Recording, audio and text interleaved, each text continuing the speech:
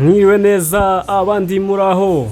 Aha turi ni mu karere ka Rusizi ku kibuga cya volleyball cya Groupe Scolaire Gihundwe ahabereye imikino ya Ligue du Sud cyangwa se igice cy'amajyepfo kirimo akarere ka Nyamasheke n'akarere ka Rusizi, akarere ka Nyamagabe, akarere ka Huye. Ni mu mikino rero ya Interscolaire aho ibigo by'amashuri bihura bigahatana kugira ngo barebe ikipe iserukira iyo ntara y'amajyepfo cyangwa se twita Ligue du Sud.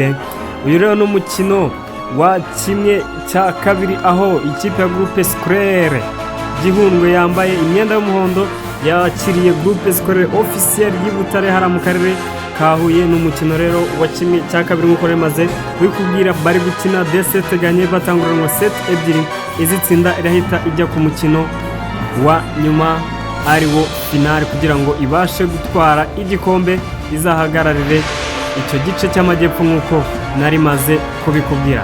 Match ari nako inakomeza rero, aramwataka icyari ko bloke nimero 5 wa Gihundwe ntiyabasha kumufata, ari nako inota rero Groupe Scolaire Officiel do Butare iritsindira abafata service nimero 14 kuri service arabakadunda bakoze arawurivura Simba arawugarura hereza passe rero iniferiza ya 5 kwa takechiro.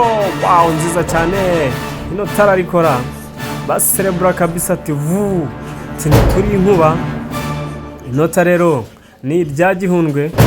Reka turebe nimero 5 ayikosto kajya kuri service ramukundira libera arawugarura shakisha fixer ariko wataka muri file nimero 7 ntago bimukundiye birangiye muri file. Inota ni rya Gihundwe. Ngaba bafana rero ba Groupe Scolaire Gihundwe bari nyuma y'ikipe y'abati mubikore tugere kuri finale. Libera arawugarura ariko ashira amaboko nabi bawurenga. Inota ni rya Gihundwe hagarariye akarere ka Rusizi kabisa, uvuga ati turi iwacu tugomba kubereka ko turi iwacu intsinzi tukayitwara, byaba ngombwa n'igikombe tukagitwara.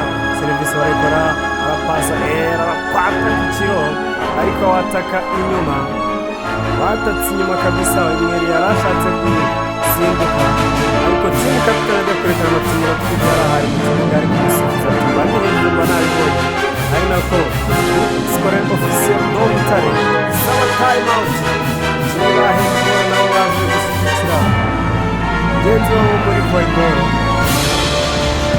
Ni time out rero yari sabwe na Groupe Scolaire Officiel do Butare kugira ngo bagire ibyo bakosora. Serivisi ya Gihundwe barayikora ikorera